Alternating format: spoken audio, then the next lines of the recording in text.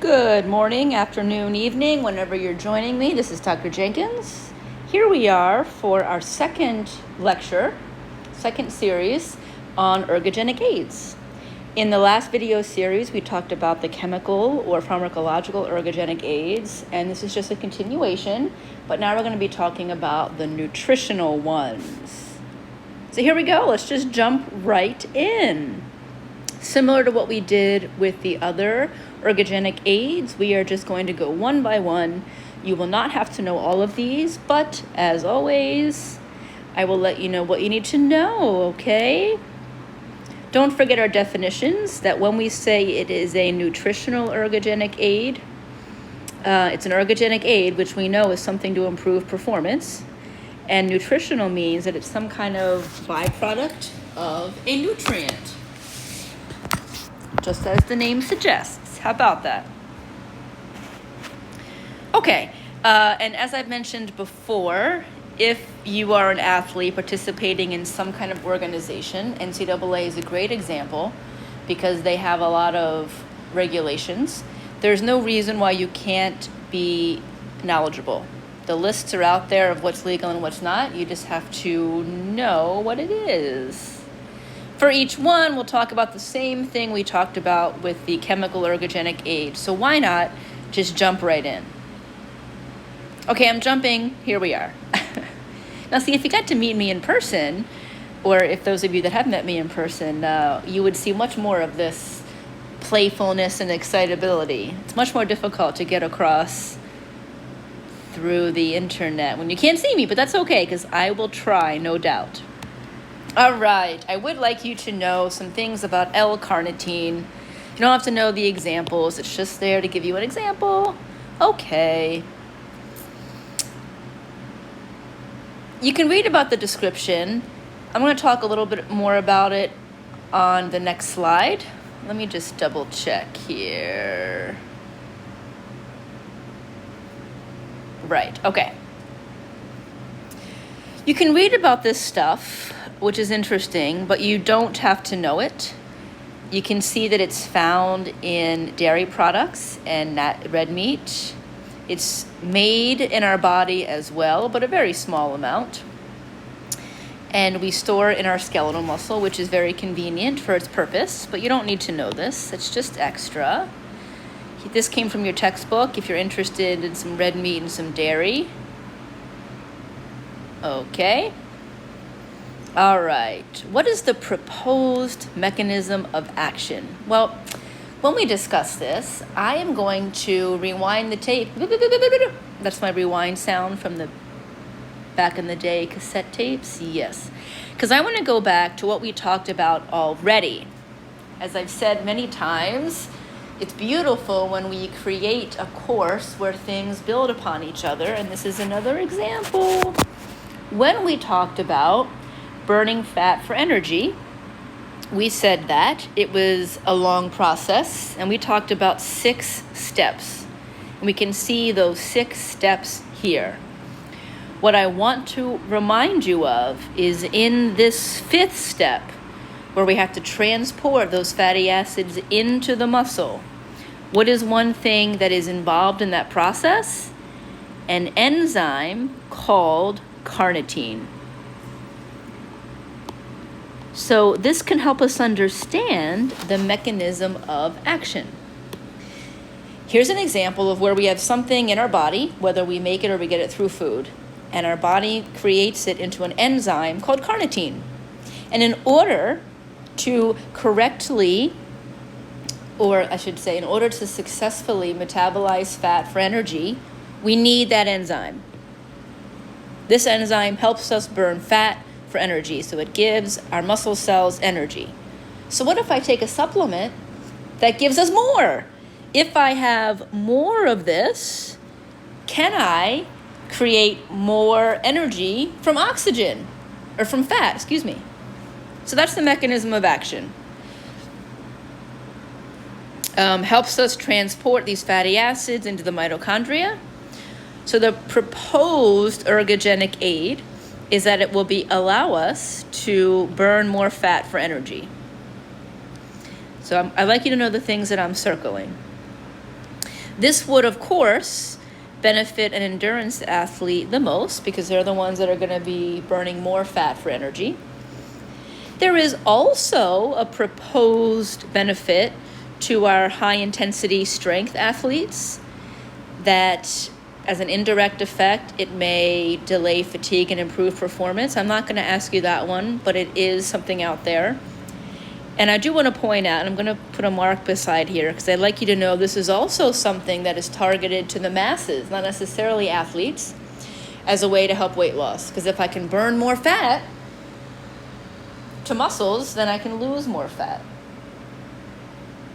So what does the research tell us? Well, I'm sorry to say, folks, there's really no research that supports that having more carnitine helps us burn more fat. It is legal from what we know of. I would still caution. You can read about some of the side effects. But this is interesting, and sometimes we don't necessarily understand the reason why. Logically, knowing the steps of fat metabolism, we can reasonably say, well, this could help. But sometimes more isn't always better. Why doesn't more carnitine help us burn more fat? I don't know. Maybe it's just the other steps that are limiting factors for fat metabolism, that just because you speed up one of the 6 steps of fat metabolism doesn't mean that the other 5 can keep up. Interesting, okay? All right, this is one that you don't have to know. Chromium, it is a trace mineral. Its proposed mechanism of action is that it can enhance, fancy word there is potentiate, enhance what we already have from insulin. Okay? So as we said before in the last chapter, with insulin itself being a potential ergogenic aid that may be able to allow us to produce more amino acids. Because of that, this would be marked for more of our strength or anaerobic athletes. What does the research show? Again, we're not talking about this one for the test, but just FYI, the research doesn't show that it makes any significant difference.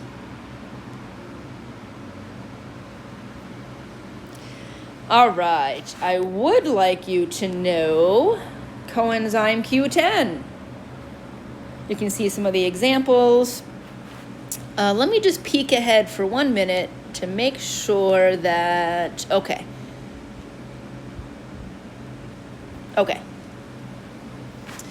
Coenzyme Q10, as the name suggests, is a coenzyme. And we talked about these. We have an enzyme, which is something that speeds up chemical reactions. Well, sometimes attached to that enzyme, you have a little coenzyme. And together, they help to speed up chemical reactions. We talked about B vitamins forming a vital function of helping to form these coenzymes. Well, when it comes to a supplement called coenzyme Q10, this is a particular coenzyme, and it's found in our cells' mitochondria. This is a very important part of cellular respiration, and more specifically, the last step of cellular respiration. We may remind ourselves that cellular respiration is the process of converting glucose or fat into ATP. This is one of the coenzymes, coenzyme Q10, is one of the coenzymes needed in the last step of that. So I know I've shown you this picture before, but there's 3 steps that each within themselves are very complicated. But if we were to pare it down, there's 3 overall steps to convert glucose into ATP. And this coenzyme is needed for this last step. So because this is a coenzyme that is utilized in cellular respiration, because it's a coenzyme utilized in the process of converting glucose into ATP, if we have more of it, maybe we could produce more ATP, more energy for my muscle cells. In exercise, it can make us exercise longer and with more intensity. I'm going to underline that as what I'd like you to know. So I put a check up at the top because this is one that I would like you to know about. Okay?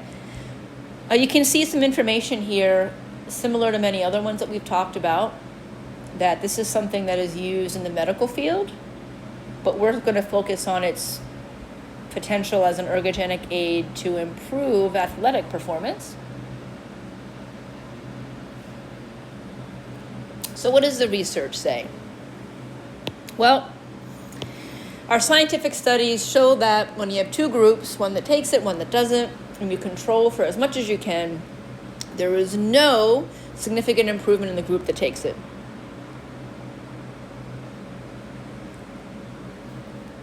Okay, we seem to be having a trend here, don't we? All right. Branched chain amino acids. You may see these in a supplement themselves. I've mentioned to you many, many times that a lot of energy drinks, they throw in some branched chain amino acids. Why not? It makes it sound much more scientific on the label, doesn't it? You don't need to know the examples, but I'm just saying. I mean, you should know that it's included in energy drinks sometimes, but I'm saying you don't have to know the specific names of the energy drinks. What is the supplement branched chain amino acids? Well, it's what it says it is. It's a collection of amino acids. These are the particular amino acids, although I'm not going to have you know that. But you should know what it is. It's usually they have about 3 amino acids in it. I pointed this out to you before, and I will do it again until I am red in the face. What about a chicken breast? Cheaper? Better regulated? And look, I've done the comparisons. It has more, I'll do it different colors. It has more of each of these amino acids. So why not just have a chicken breast? Because then you're getting the other positive nutrient gains. Okay, just saying. So its proposed mechanism of action. I'm going to focus on this one. Because it's amino acids and we use amino acids to rebuild and repair muscles, it could stimulate protein synthesis, which is the production of proteins, which can help repair and rebuild muscles.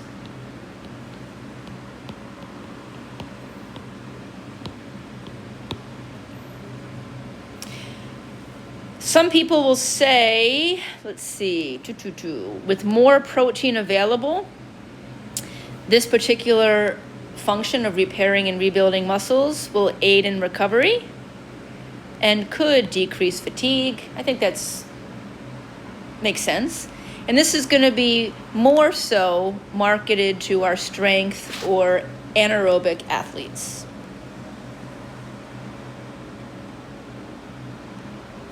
Okay, what does the research say, ladies and gentlemen? Well, it's inconclusive. Some studies show that it can increase rate of protein synthesis. Some studies show that it can't. The safety, well, so far, we don't think that it has any significant negative consequences. But I would remind you that supplements are not regulated. Okay. You know, as I'm going through these things with you, I know on the last lecture I ended off with my little soapbox and saying it's much better to get nutrients and everything from natural foods, and it's much better to maximize your own potential first before you even think about a supplement. And, you know, for 90% of us, I think that is 100% true. Most of us are not at an extremely high level in terms of our competition. I've made it no secret that as I've transitioned from being a triathlete into doing more cycling because of my knees, and being more of a cycling fan than I ever was now, when I read about cyclists that are professionals at such a high level that travel a lot. So these professional cyclists are traveling all around the world. And if you're traveling and you're in airports a lot or you're in foreign countries, it can be very difficult to have a consistent diet. And because of that, these professional athletes are more likely to take maybe some type of vitamin supplement or even something like branched-chain amino acids.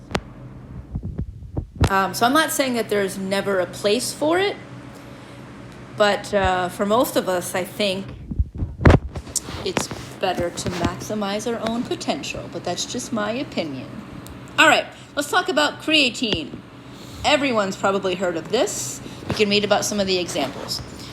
What is creatine? I'm going to skip ahead for 1 minute. Before I do that, though, I will say that creatine can be found in some foods, and creatine can be produced by the body. But this top description, I want to make it a little bit easier for us to understand. Okay, here's our picture again of cellular respiration. The process of converting glucose or fats into the usable energy source, ATP. We already talked about one supplement that was aimed at this process. So if you remember, I said that there's overall 3 big steps. Our coenzyme Q10 was aimed at step number 3. Well, here, creatine is aimed at step number 1 because there's something called phosphocreatine that is involved in step number 1. So when we convert glucose into ATP, we've got to do step number 1, then step number 2, then step number 3. And they all have to happen in that same order, 1, 2, 3. So creatine is part of something that helps us through the first step of cellular respiration. So if I go back here, I think that this first one is a little bit more difficult to understand. So let's use words that will make it easier, hopefully. So what if I say used in first step of cellular respiration?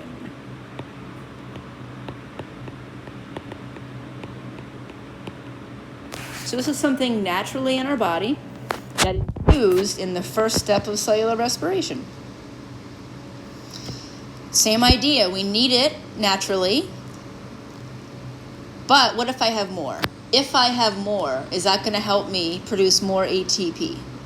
Is more better? So the potential ergogenic effect is if I have more of this creatine, I can make more phosphocreatine, and I can generate more ATP. This first step is going to give us more energy for the first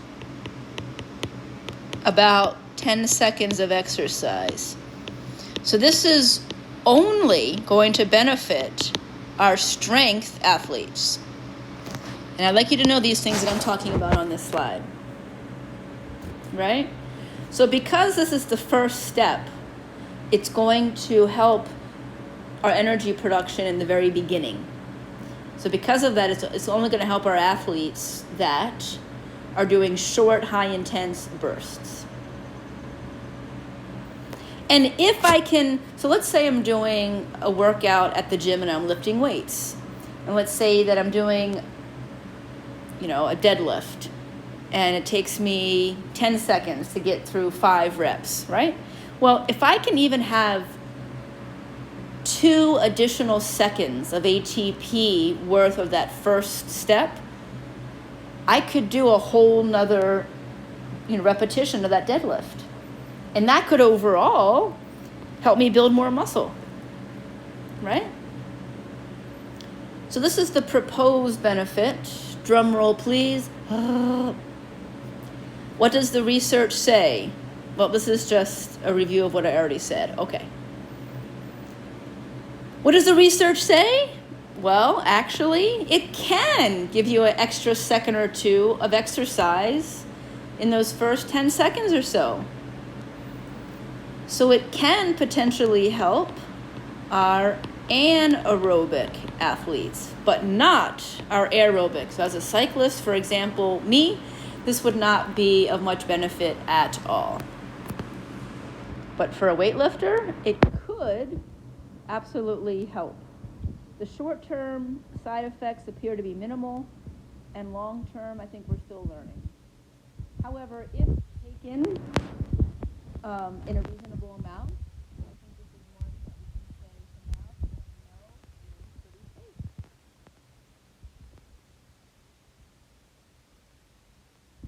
All right. Here are some of the studies that talks about from your book. As we increase our creatine uptake, we're able to do more work, which in other words means lift more weight.